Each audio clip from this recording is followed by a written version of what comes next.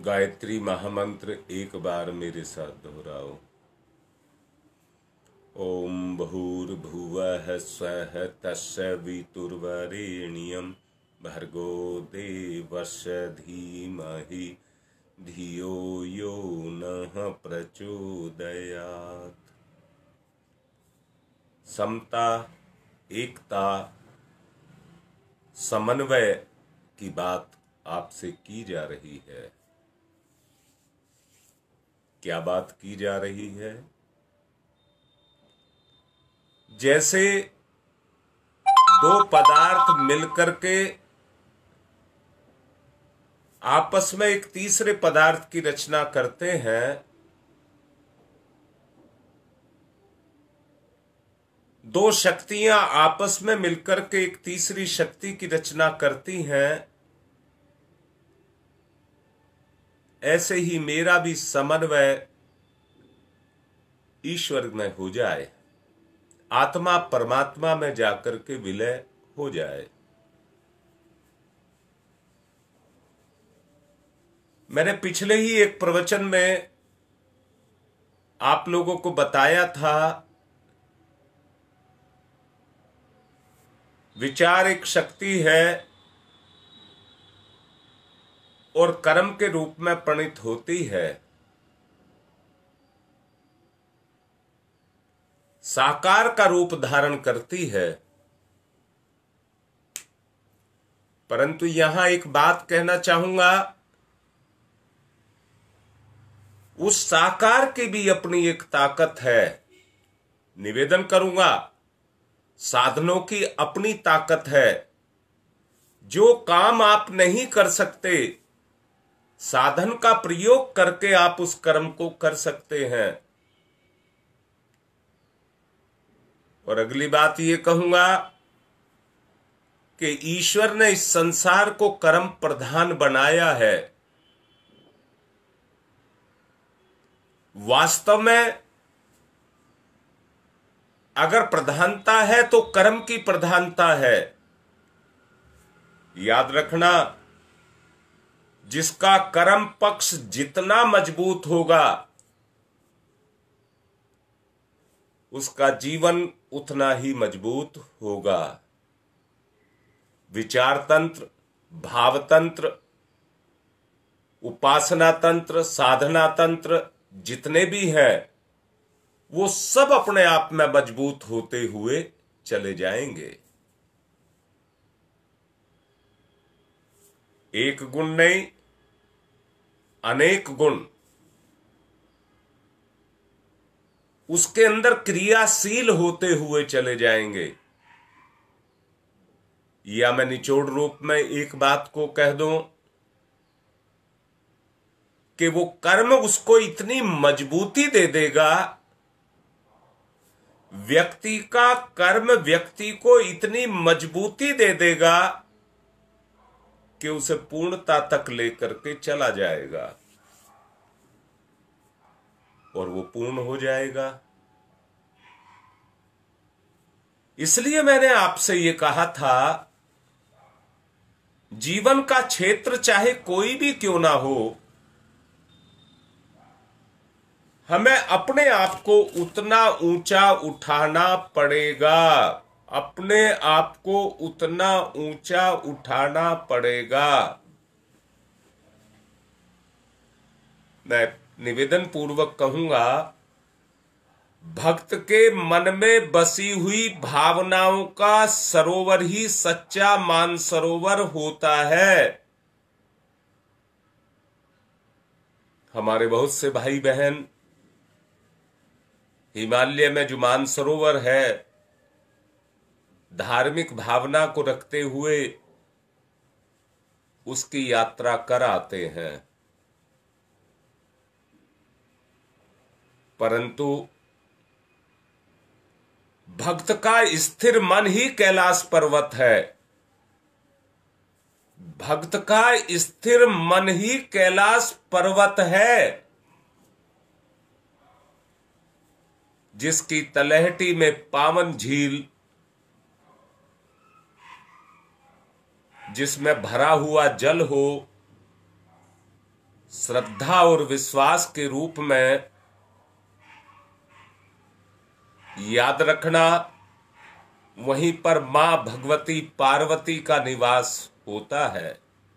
उसी तलहटी में, उसी झील के किनारे पर वो शक्ति निवास करती है जिसको माता पार्वती कहते हैं। यहां पार्वती और शिव नित्य विहार करते हैं। प्रेम की ये झील बड़ी अद्भुत और अनुपम है जो आपके अंदर समाई हुई है, जो आपके अंदर विराजमान है। सचमुच जानना, अगर वो स्थिरता हमारे मन में पैदा हो जाए, वो भटकाव हट जाए, जो पर्यटन के हैं, जो पर्यटन के हैं। पर्यटन से मतलब मेरा क्या है कि आदमी भगवान के नाम पर दर्शन करने के लिए इतने सारे सिद्ध पीठ और इतने सारे तीर्थ हैं, उनकी यात्राओं को करता रहता है, परंतु जब तक उसके मन के अंदर स्थिरता नहीं पैदा होगी और उसकी गहराई में श्रद्धा और विश्वास पैदा नहीं होगा। मैंने अभी कहा, उस झील के किनारे पर माता पार्वती का निवास है, जहां पर शिव और शक्ति दोनों का समन्वय, विलय, एकाकार होता है। वो एक ऐसा स्थल है। कहां स्थल है? आपके मन के अंदर है। वो स्थल आपके मन के अंदर है। अगर आप उस स्थल पर पहुंचना चाहते हैं, उस प्रेम में विहार करना चाहते हैं, उस झील की अद्भुत छटा का अनुभव करना चाहते हैं जो बड़ी अनुपम है, अगर आप उसमें विहार करना चाहते हैं तो अपने चरित्र को इतना ऊंचा आपको बनाना पड़ेगा जिससे इंद्रियों की चंचलता खत्म हो जाए और मन के अंदर स्थिरता पैदा हो जाए। इस झील को प्रेम की झील कहा जा सकता है। प्रेम की झील कहा जा सकता है। इस झील में जो स्नान कर गया वो कव्वे से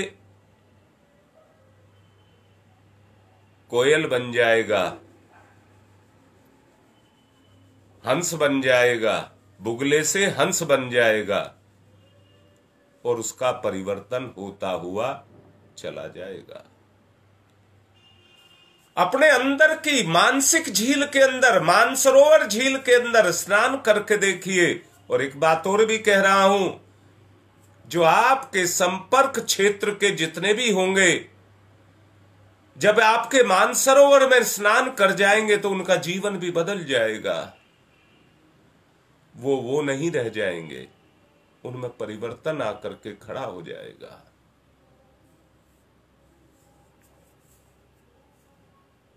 मानसरोवर में जो निर्मलता है वो गंगा से भी बढ़कर के है। गंगा भी उतनी निर्मल, मैं गंगा की निर्मलता पर कोई उंगली नहीं उठा रहा हूं, परंतु मानसरोवर झील का पानी, वैसे तो यहां ये कहूंगा तालाब, पोखर, इनमें जो पानी भरा हुआ होता है वो सड़ जाता है, क्योंकि रुका हुआ होता है, गतिशील नहीं होता, इसलिए सड़ जाता है। परंतु मानसरोवर झील का जो जल है वो गंगा से भी बढ़कर के अधिक पवित्र है। इसे ये समझना थोड़ा कठिन है। क्यों कठिन है? पुराण कथाओं की दृष्टि से, भूगोल की दृष्टि से, तर्क ज्ञान की दृष्टि से यदि उसे समझने की कोशिश की जाएगी तो कहीं ना कहीं चूक हमसे हो जाएगी। गंगा को हम समझते हैं, उसमें स्नान करने को हम समझते हैं, शांति कुंज को हम समझते हैं, उसमें निवास करने को हम समझते हैं, दूसरे तीर्थों को हम समझते हैं, वहां जाने को हम समझते हैं,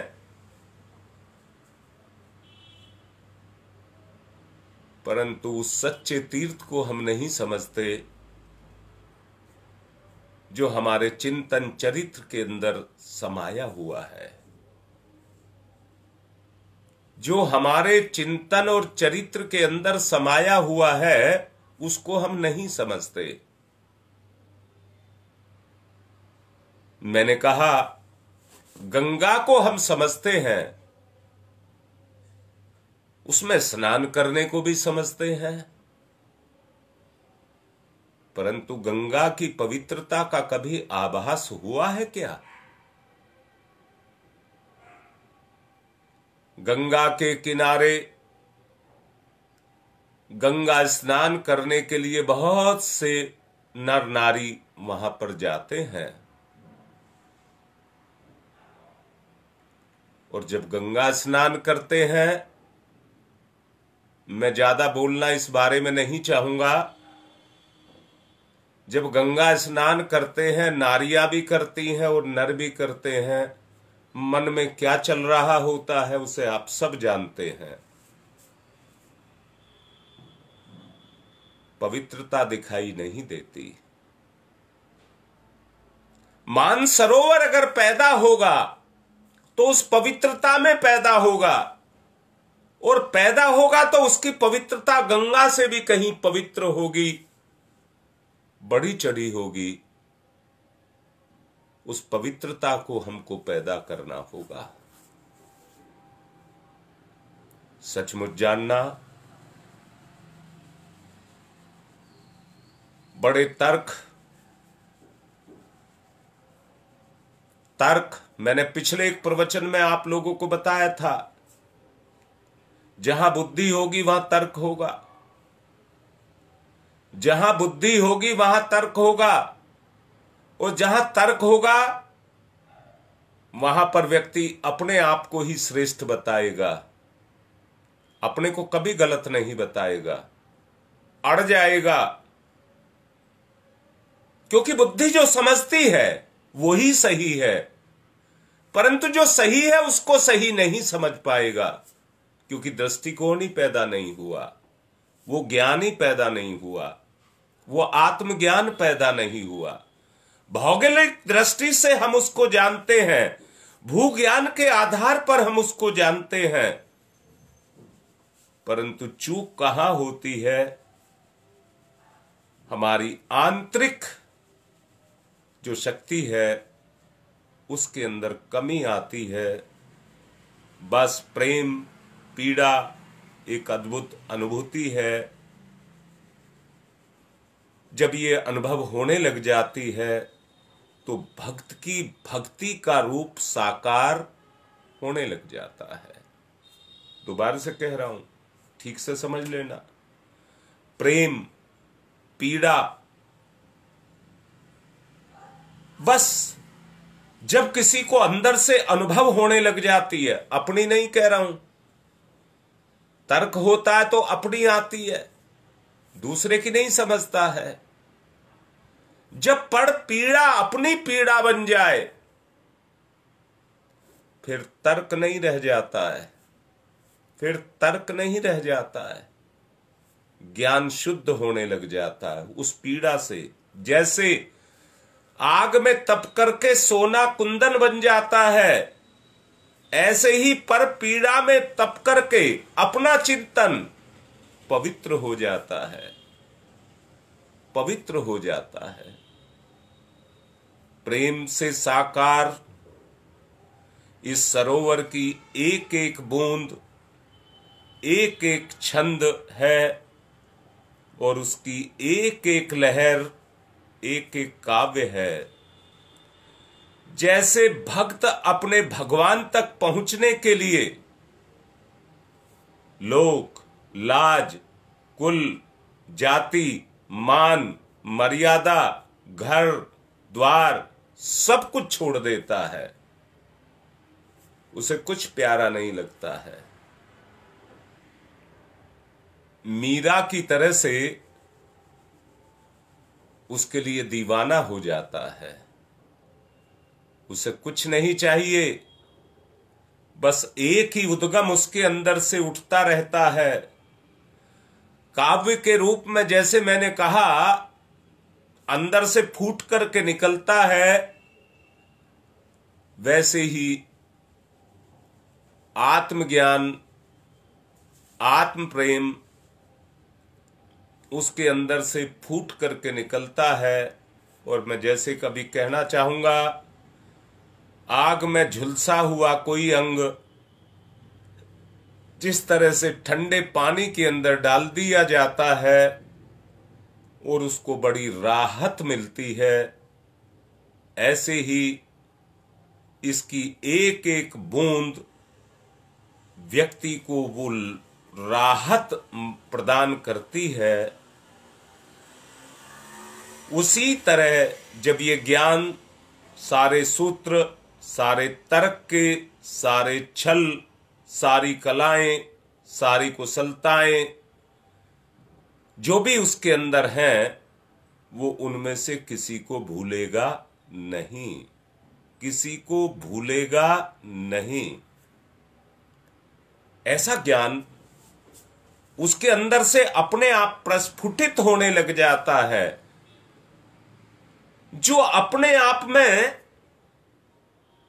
किसी भी तरह की मलिनता, किसी तरह का संदेह, किसी तरह का कोई भटकाव जिसके अंदर ना हो, वो अंदर से फूट करके निकलने लग जाता है।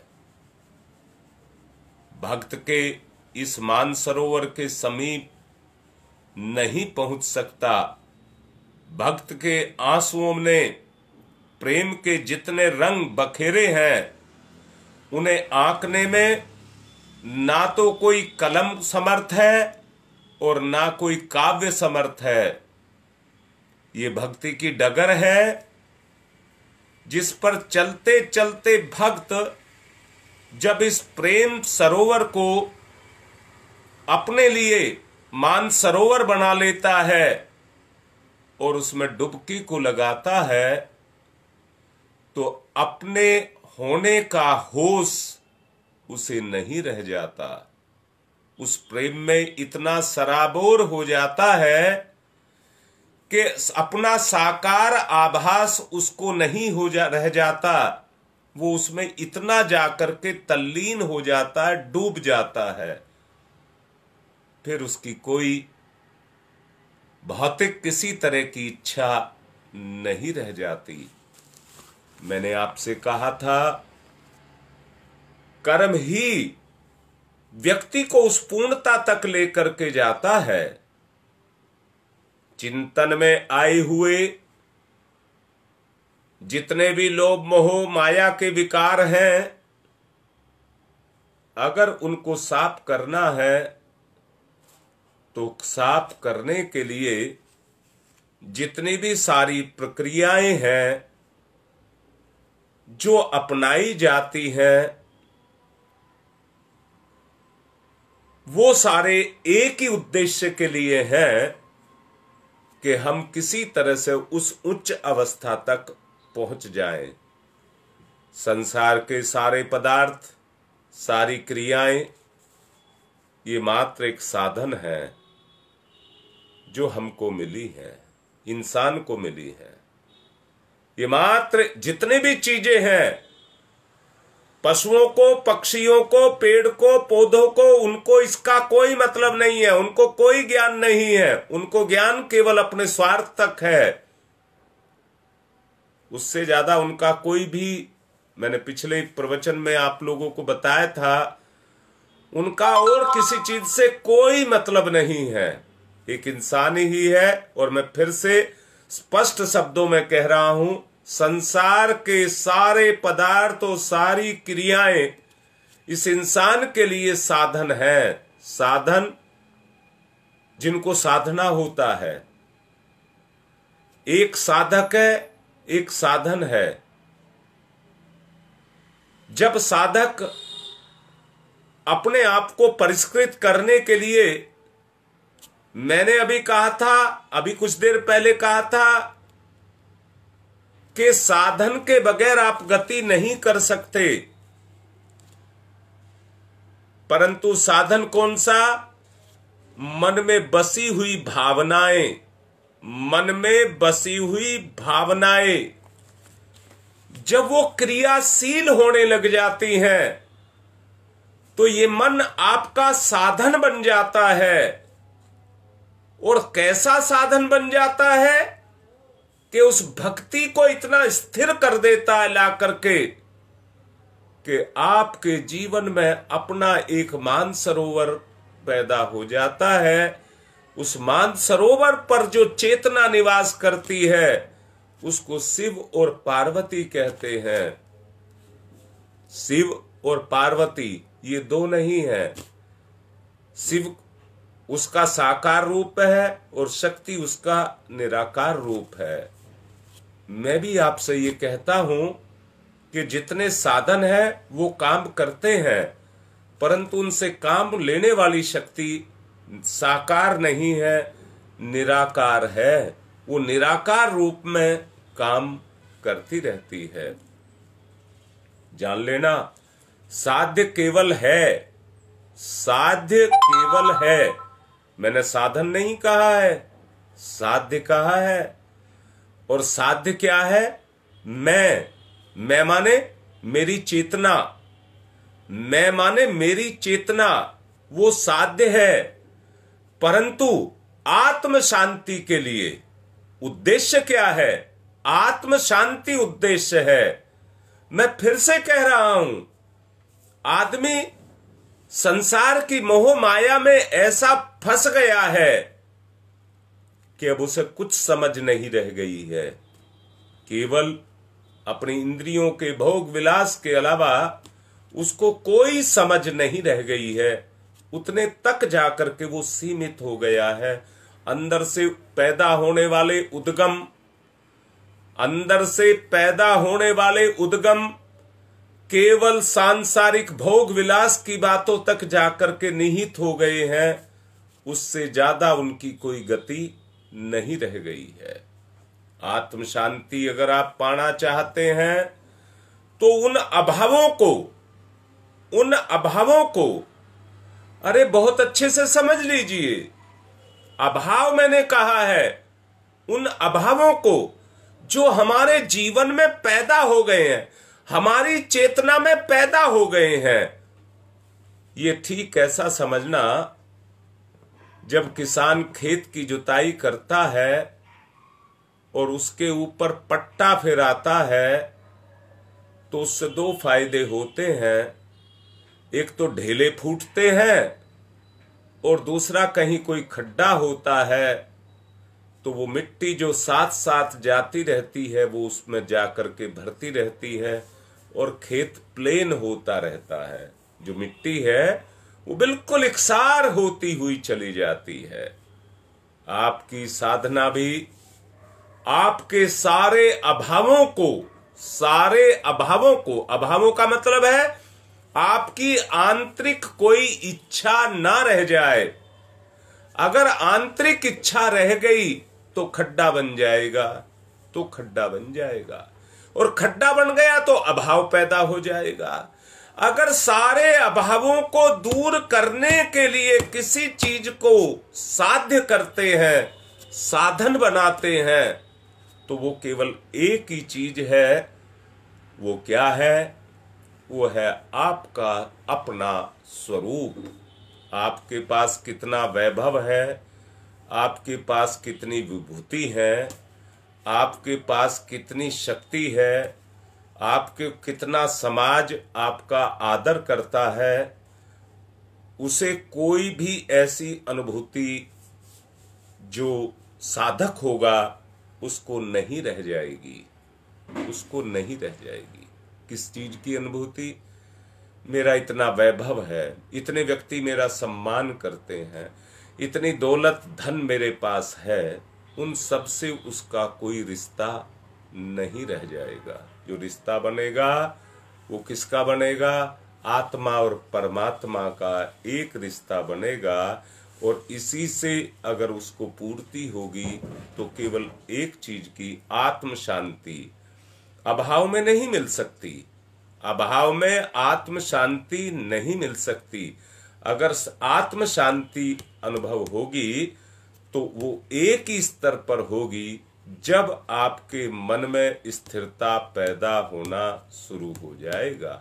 संसार का सारा सुख भोग लेने पर भी बड़े बड़े सम्राट, श्रीमंत असंतोष भरी भयानक मृत्यु में पड़ना पड़ा है, उसमें पड़ना पड़ा है। मैं आपसे कह रहा हूं, तड़प तड़प करके प्राण निकालने से, समझिए ऐसे काट काट करके अगर प्राणों को निकाला जाए, ऐसी जीवन जीने से कोई फायदा नहीं है। ऐसा जीवन जीने से कोई फायदा नहीं है। फायदा किसमें है? जहां आत्म तृप्ति, आत्म शांति पैदा हो जाए। कलप कलप करके अगर संसार को छोड़ा गया, जब संसार का सुख भोग लिया, पदार्थों का आनंद ले लिया, तब अंत समय में कल्पना किसके लिए है? किस बात के लिए आप कलप रहे हैं? मैं फिर से कह रहा हूं, ऐसे आदमी अपने जीवन के उन पड़ावों को तो पूरा करते हुए चले जाते हैं, परंतु अपनी इच्छाओं को नहीं छोड़ पाते हैं, और इच्छाओं को ना छोड़ पाने के कारण वो इस माया के भोग चक्र के अंदर पड़े रहते हैं। माया के भोग चक्र के अंदर पड़े रहते हैं। विलय किसका? आत्मा और परमात्मा का विलय, जीव का और ब्रह्म का विलय वो नहीं हो पाता। वहां तक हम पहुंच नहीं पाते हैं। हमारी ही कमजोरियां हमको बांध करके रखती हैं। एक बात को बहुत अच्छे से मान लेना, आत्मा में असंतोष होगा तो जीवात्मा को रह रह करके संसार की तरफ धकेलेगा।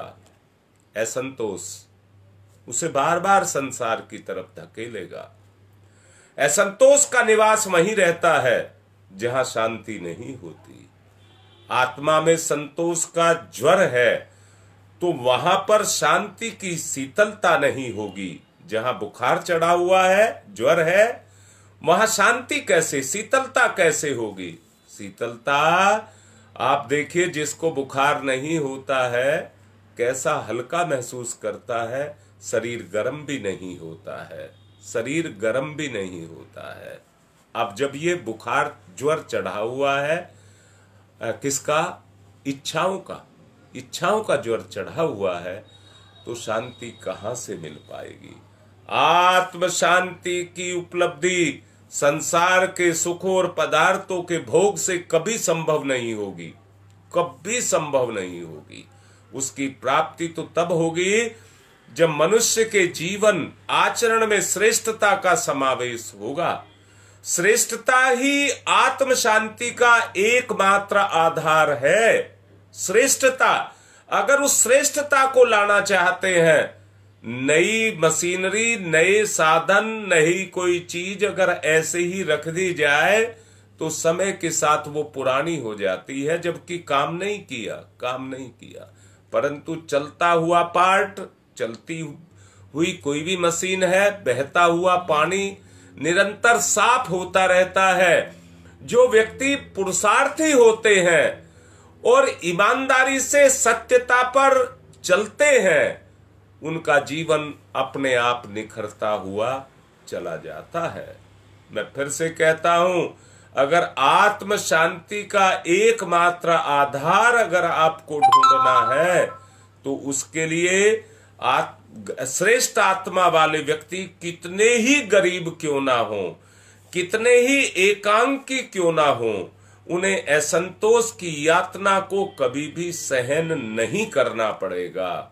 उनका स्तर इतना ऊंचा हो जाएगा कि उनको असंतोष का कभी भी सामना नहीं करना पड़ेगा, और वो विद्वान, परमार्थी, भक्त, परोपकारी व्यक्ति श्रेष्ठ आत्मा वाले ही हो सकते हैं, दूसरे नहीं हो सकते, दूसरे नहीं हो सकते।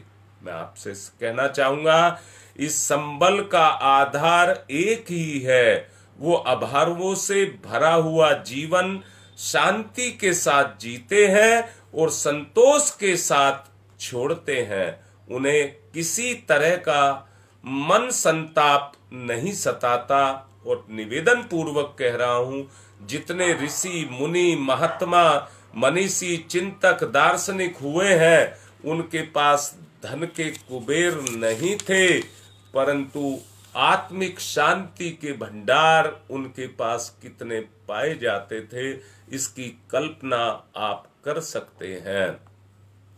उन्होंने सांसारिक पदार्थों के भोग में अपना जीवन निमग्न नहीं किया। उनका जीवन सदा ही सरलतम सादा रहा। भोजन, वस्त्र, निवास जितना साधारण कोटि का हो सकता था उनका रहा। दिनचर्या और परिश्रम इतना कठिन और कठोर रहा जो किसी के लिए भी कष्ट साध्य के समान हो सकता है, परंतु किसी भी स्तर पर उन्होंने अपने स्तर को गिरने नहीं दिया। आगे भी इस उच्च कोटि के, आगे भी इसी तरह की उच्च कोटि के भावों को रख कर के वो जीवन भर आगे बढ़ते रहे। अभाव भरा जीवन उन्होंने ग्रहण किया और उसको जी करके दिखाया, उसको जी करके दिखाया। और कैसा जी करके दिखाया? ऐसा जी करके दिखाया कि देखने वाला देख करके कहे, ऐसी जिंदगी जीना हर किसी के लिए संभव नहीं है। इतने कष्टों में ये इतनी खुशी के साथ अपनी जिंदगी को जी करके जा रहे हैं। एक प्रेरणा का, वो कहिए क्या कहिए, पहचान वो अपने पीछे छोड़ करके जा रहे हैं।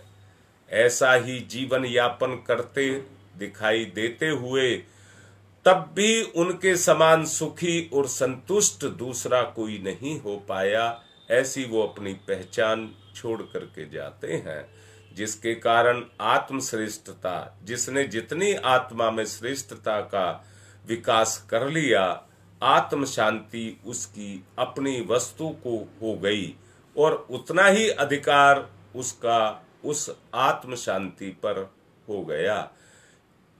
बहुत अच्छे से समझना, अपनी वस्तु हो, साध्य हो, उस पर अपना अधिकार हो जाता है।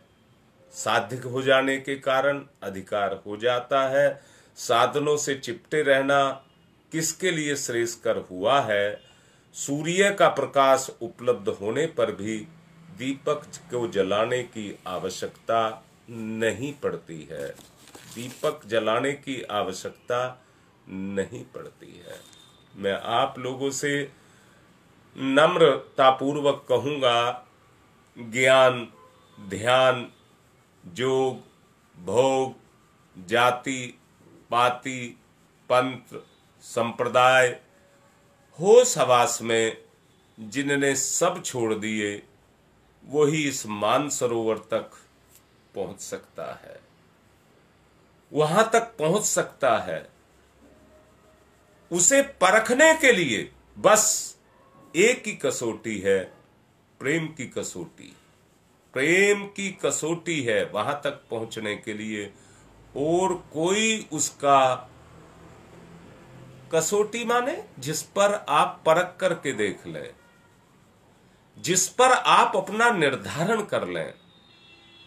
मैं एक बात कहना चाहूंगा, सत्य एक ऐसी कसौटी है कि जिस पर कस करके सबको देखा जाता है।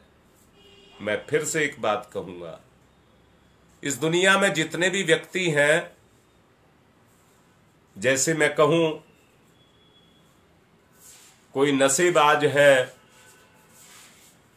कोई व्यसनी है, कोई चोर है, वो भी कभी कभी अपने आप को उस कसौटी पर कस करके देखता है तो कहीं पर अपने आप में कमी को महसूस करता है। न्यायालय में जितने भी केस चले जाते हैं, लड़े जाते हैं, जब उनका जज, जो न्यायाधीश है, अपना फैसला सुनाता है तो वो भी न्याय की कसौटी पर, सत्य की कसौटी पर उसको खरा उतार करके देखता है। मैं क्या कहना चाहता हूं? ये कहना चाहता हूं, उस कसौटी पर कसने के बाद चोर भी अपनी गलती को स्वीकार करता है और दंड को स्वीकार करता है। परंतु जब तक उस कसौटी पर अपने आप को नहीं कस करके देखा जाता है तो चोर चोरी करता रहता है, क्योंकि सत्य की कसौटी पर नहीं कसा गया। शराबी है, जुआरी है, भंगेड़ी है, कोई भी है, वो उस काम को करता रहेगा। परंतु जब उस कसौटी पर अपने आप को कस करके देखेगा कि सत्य क्या है, तब वो अपने अंदर उस कमी को पाएगा। और उस कमी को पाएगा, अगर सचमुच वो एक साधक है तो अपनी कमी और कमजोरी को दूर करने का प्रयास करेगा। रह नहीं सकता, रुक नहीं सकता, अपने आप को बदलने के काम को करेगा। परंतु लत में इतना अंधा हो गया है तो उसको कसौटी दिखाई नहीं देगी और सारी जिंदगी उस लत में भीगा हुआ, डूबा हुआ अपने आप को उसी में ही निरत किए रहेगा। भक्त के मानसरोवर में प्रेम की अनुभूतियां जो पैदा होती हैं, जैसे मैं यहां ये कहूंगा, पानी में लहर अगर पैदा होती है तो उसको पानी से अलग नहीं किया जा सकता। ऐसी प्रेम की अनुभूतियां जब भक्त के अंदर पैदा होती हैं, उसकी मानसरोवर झील के अंदर पैदा होती हैं, तो उन्हें भक्त से अलग नहीं किया जा सकता। केवल जो गुणवान है, जिनमें वो गुण है, उसको वो महसूस कर सकते हैं, एहसास कर सकते हैं, फील कर सकते हैं। बस वो दर्द जो भक्त का दर्द होता है, वो उसकी भक्ति बन जाती है। नाचते हुए, गाते हुए स्वयं भक्ति के स्वरूप को प्रकट करती है।